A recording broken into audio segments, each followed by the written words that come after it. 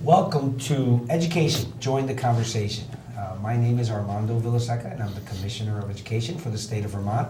And our discussion today will be about nutrition, school lunches, and the new legislation, federal legislation that is now implemented in Vermont. With me are the experts in the field and who will be talking about nutrition, ending hunger in Vermont, addressing poverty, and helping schools and families and communities understand the new regulations and really what the impact is on our schools and on our state. To my right is Brooke Gannon, who works at the Department of Education, the Child Nutrition Program. Next to her is Marissa Parisi from Hunger Free Vermont. Next to Marissa is Doug Davis, who is the president of the School Nutrition Association, as well as the director of the Burlington School District's Food Service Authority. And to his right is Abbie Nelson, the director of Vermont FEED. Thank you all for joining us. And I guess I want to start right off the bat with Doug to just give us an update on what the changes are to the school nutrition standards and what some of the challenges and some of the benefits are to our state. Okay. The Healthy Hunger Free Kids Act was signed in December 2010, about 2 years ago, and it brought forth the largest changes in the school meal program that we've seen probably in 15 years or more.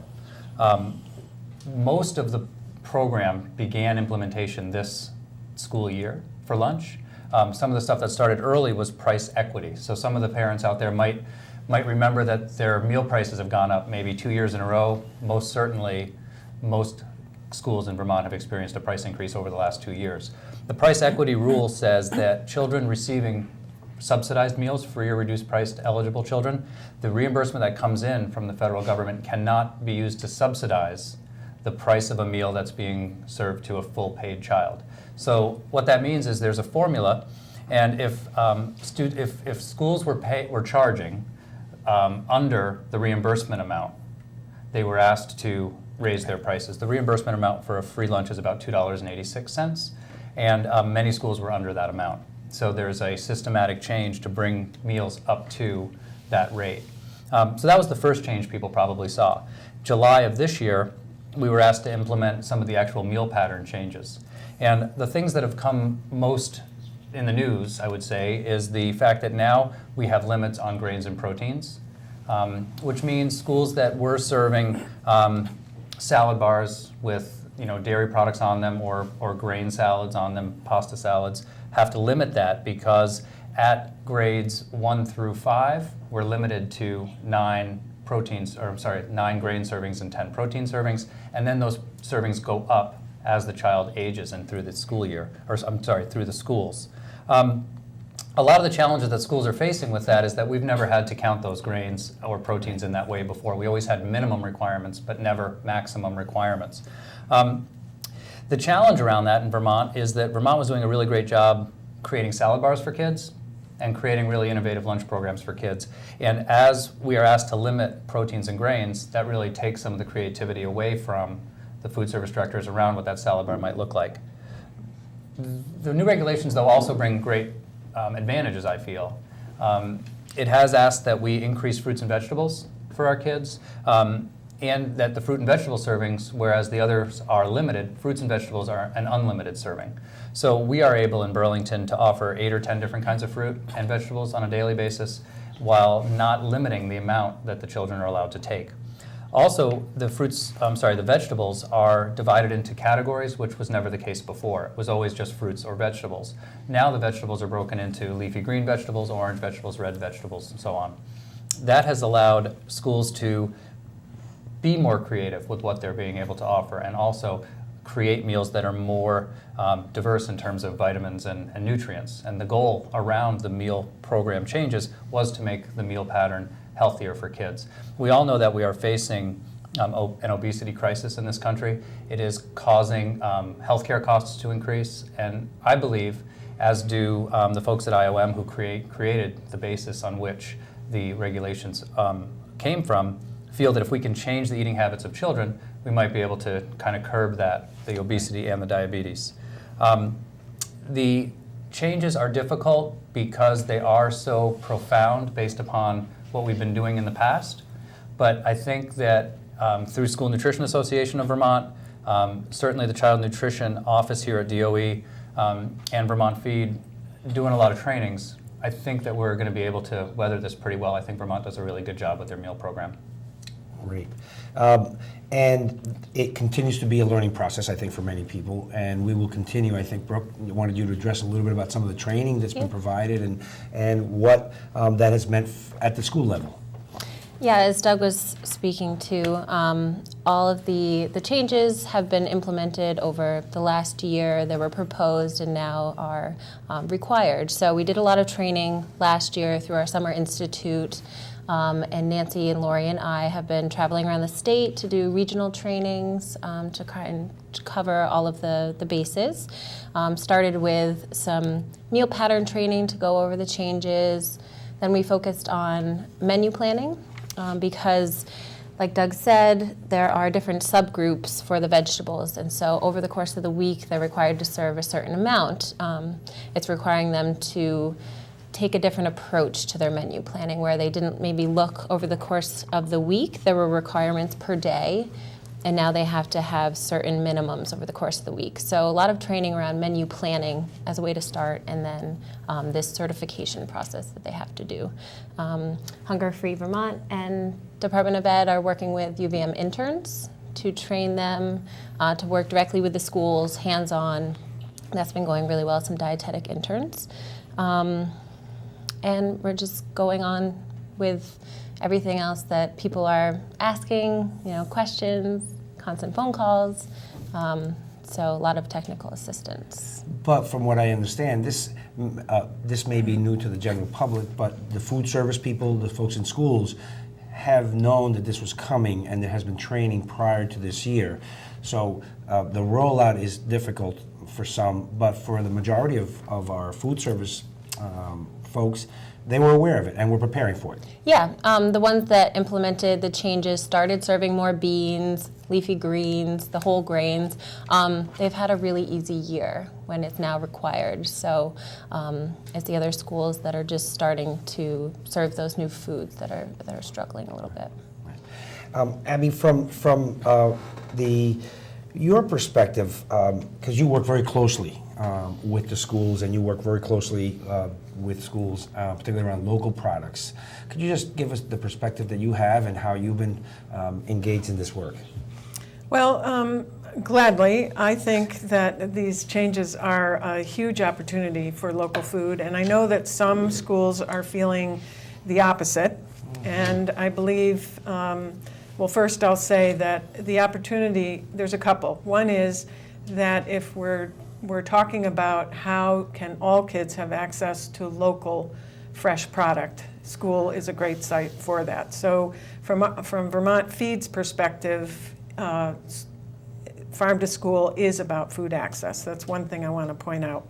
Secondly, our farm to school programs in Vermont, and there are numbers of statewide, regional, the success has been partnerships. And so the partnerships are both with other nonprofits such as Hunger Free Vermont, but also with the state agencies and School Nutrition Association to help people understand the changes and the opportunities. So for instance, with the increase of fruits and vegetables, it just so happens that the colors that are being accentuated, we grow really well here. So the dark leafy greens and the oranges, such as sweet potatoes and winter squash, it's a great opportunity to introduce those. And most farm-to-school programs have already built into their food system to introduce foods gradually in a taste test environment. And so by doing that, they already are developing this culture of we try new foods. So to go from we try new foods because we're introducing local food. Oh, now it's new nutrition requirements, so we're introducing more foods. No big difference. As opposed to we didn't do anything and now we're doing something. So that's one thing. And it also, farm to school tends to involve the community. So because it involves the community, there's more awareness of food, there's more intention around food instead of it just being the meal program. It is the school meal program, and it is valued. And by bringing value to the school meal program, a number of things happen. One is there's more participation. Secondly, there's rallying. So, oh, you have to change? We'll help you. Or help us understand the change because we support you. So by building that awareness and community development, it actually it makes the change easier because it's a team approach instead of you're making these new requirements on our poor students, and that's horrible. And so I know that you're concerned about the ag economy and so forth. And while the amount of food, if you looked at it total, and I hope you don't ask me because I can't tell you, that there is, you could look at it and say that's not a lot of food local, local purchasing. It would bankrupt the farm. But it's the building of a culture in a local food system. It's just what Doug says. If a child is used to eating fresh and whole and local, then as adults, they know what that means. And so it's not an immediate fix, just like fixing obesity isn't immediate, but it's building that knowledge and that school food culture so that it's expected and appreciated instead of it's just the meal program. Right. And I think that one of the things that we see in Vermont is that many, many schools have gardens. They're raising vegetables, and they're incorporating that into their curriculum, whether it be math or science. But then at the end, they're also seeing what they're eating, and it's being used in the cafeteria, which I think is a wonderful connection for our kids to see where their food's coming from, particularly when they're growing it themselves. Right. Marissa, one of the things that I'm very interested in is the whole issue about childhood hunger, and we've been talking about that. And I'd like you to talk a little bit about the proposal that I think has a lot of support around increasing the number of kids who are getting free lunches. Absolutely, and this is very complementary to what has already been talked about, and that is, the cost of the meals while implementing these new regulations is going up. The estimate from the USDA is that it's about 38 cents is the increase in the cost of these meals to provide more fresh fruits and vegetables. And when schools are certified through the trainings and the work that Brooke's department is doing, they will get an additional 6 cents for lunch, but that leaves a gap in the cost to be able to continue to provide healthy food. So we want to ensure that all schools keep their meal program because the breakfast and lunch program is one of the key safety nets to prevent childhood hunger in our state. And what we often see is that the reduced price kids, the kids that have to pay 40 cents for lunch, are children from working families that struggle to pay even that small amount for their meals. So in 2008, Hunger Free Vermont worked with folks in the legislature to pass a piece of legislation that appropriated state money to eliminate that reduced price category for for breakfast. And what we saw when we did that is about an 85% increase in participation in kids eating breakfast at school, which was wonderful to see the participation go up, and programs like Doug got that additional 30 cents immediately from the state, so it really helped increase his buying power to not only expand his breakfast program, but to buy more local products and buy more fresh local produce. So it really benefits everyone to put money into the school meal program. So based on the success of that work and that great piece of legislation from 2008, we'd now like to do that for lunch. We feel like it's a good time. There's no other state in the country that has done that yet for lunch. But in Vermont, we estimate about 6,200 kids who qualify for reduced price meals would now be able to eat lunch for free in their school and not have to pay that additional 40 cents. So we would increase money to the schools who are going to be challenged by implementing the new regulations, which is a benefit. And then the more children that eat within the school meal program, it means more federal reimbursements for the schools, which then allows the schools to provide more local produce and local buying power. So really, we can use the school meal program to not only end childhood hunger and improve child nutrition, because many people are not just concerned about childhood hunger, but childhood obesity, which is a growing problem. The school meal program is an excellent way to address this. These new guidelines are a great educational tool to turn kids on to the produce that grows so well in our state, like Abbie was talking about, and really have our school meal programs the center of our schools as one of the biggest restaurants in every town in Vermont. So we'll be working this legislative session. Thank you to the support of the Department of Education with your folks and with hopefully support in the legislature to pass this piece of legislation. And one of the things that Marissa just mentioned about, one of the things that I look at this is the cafeteria being the largest classroom in the state. And how much we can do to improve the awareness that children have about their foods, the quantity, the quality, and the fact that it all comes, that really supporting the local economy is a major part of this. So one of the things that we always talk about is that it's the largest classroom. I don't think most people see it that way, but this is wonderful. I think that our work at the Department of Education is closing the achievement gap, and quite often that achievement gap is directly tied to poverty gap. So if we can help in that way, that's another step in making sure that all of our children will graduate prepared to move on to do something worthwhile in their lives. Now, one of the things that I'm going to let sort of free rein here, what you guys have been hearing about this, about some of the new changes, some examples that I think that you have, and I think, Doug, you may even have some examples of so that folks can see what school lunches look like. But again, I guess I want to just start off with, what have you been hearing? Well, I know that one of the things that people are saying is that their children are coming back home hungry at the end of the day. And I'd like to point out that this new regulation does now have a calorie limit on it, which is something that child nutrition programs have never had before. We've always had a minimum calorie that we needed to provide through the school meal program, but never a maximum. Often when schools were tested on whether or not they were meeting that minimum calorie requirement, many schools, Burlington included, were found to be under calories. So I don't believe that schools are necessarily seeing less food being put forward for the kids at lunchtime. I think what people are seeing is that the tray looks different, and the calories that are being offered are less grain and less protein and more fruits and vegetables. I have some photos of some of the things that that we're serving here. I don't know how you want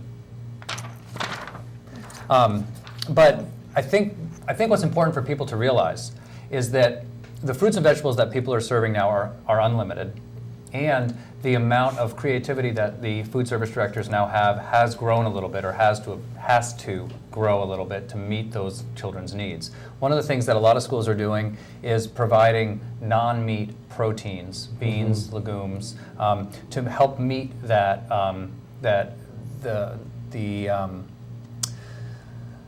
feeling that children might have at the end of the meal that they're not full.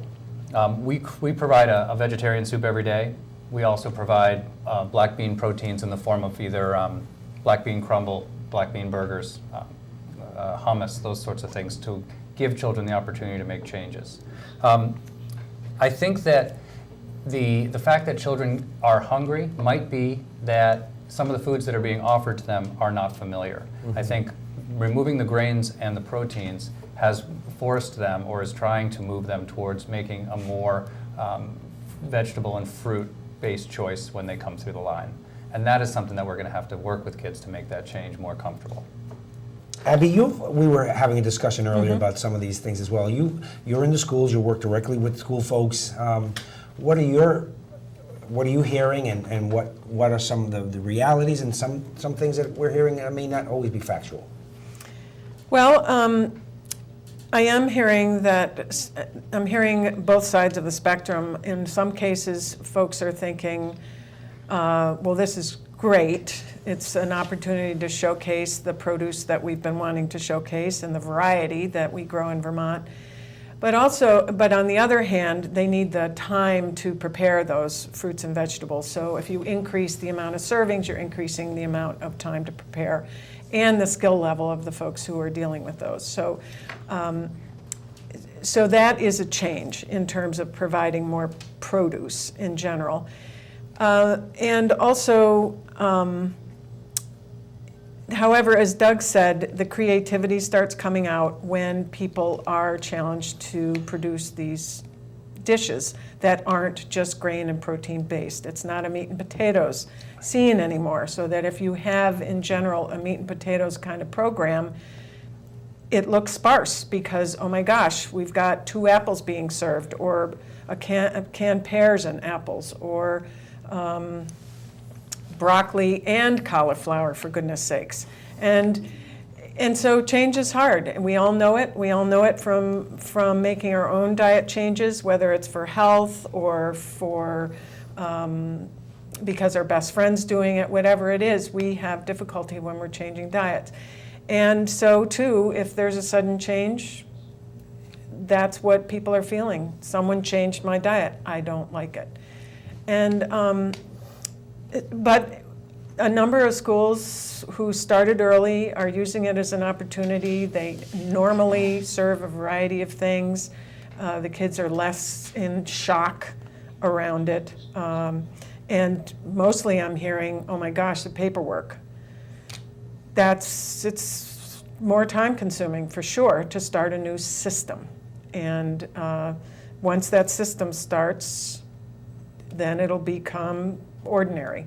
It's just the change. And I think, Brooke, you had a good example. Maybe you should speak about that. Yeah, and I was also thinking about the creativity piece of it and using that salad bar to try some new things of vegetable salads rather than doing grain-based salads. I've heard a lot of success with bean and corn, avocado salads. But another opportunity is to utilize the programs that USDA has and offers. And now the after-school snack program is being utilized much more in those places where students may be complaining about being hungry after school if they're staying after. It does require some sort of educational program to be there, and enrichment, but now they're opening up to the athletes. So that's a big change. And anyone that's interested can contact us at Department of Ed to apply for that. I think what's unfortunate is that there's been so much negativity in the media around these changes.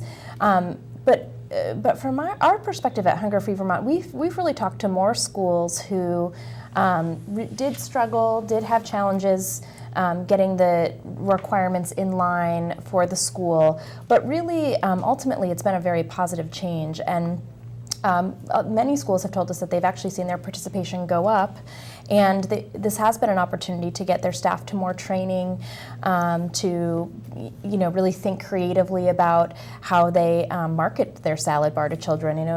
A meal program does need to, even if it's kids, they won't just eat everything. You need to really talk them into trying that broccoli or trying those new vegetables. But it's been a great opportunity for that. And I think, unfortunately, the minority of schools that have just really been resistant or challenged with this change, that's been what we've been hearing about, when really ultimately great programs like Doug's or a number of other programs we've seen across the state are really doing a great job, and they're adjusting. It will take time, they do need support, but the Department of Education's been very supportive. The School Nutrition Association, Hunger Free Vermont, there's a lot of wonderful support out there for schools. And I think ultimately, once we get a little further past this initial change, that the schools will really feel like it was a change for the best, and that they'll see the positive improvements in the children. And what I hope when you mention that is that parents will take advantage and go to school and have lunch some days to really see the wonderful options that are available to our kids. I do agree that sometimes if you're not used to eating broccoli and cauliflower on the same plate, that may take a little time, but we do believe that in the long run, kids will be eating healthier, be healthier themselves. The concern about childhood diabetes, childhood obesity is real. And I think that what we're talking about here will really address that. May I add, too, that Yes. the School Nutrition Association of Vermont is out there to help, along with DOE, Vermont FEED, and Hunger Free Vermont, in terms of technical assistance. Our website, snavt.org, will have menus on it that have been certified so that schools can more easily obtain that 6 cents. A lot of the school districts, school food authorities are single or two-person operations, That's right. and getting them to trainings is very difficult. Often it requires a substitute, and many schools just don't have that ability. Also, the School Nutrition Association's Executive Board will be holding our meetings in a regional way this year. So we'll be traveling and having our meetings in different counties throughout the state. And we'll advertise those meetings and invite the school nutrition folks from that area and superintendents, business managers, and board members to attend so that we can help explain the regulations a little bit more and maybe bring those schools on board in a way that maybe they're not feeling empowered to be brought on yet. Right. And I think that you mentioned there are many small rural schools that may not have the support that a Montpelier School District or a Burlington may have. Abbie? I just want to hit on the training because we do an awful lot of training, as does Hunger Free and DOE. And that is that I think this also brings up the point of the educators in schools get time and money to go to trainings.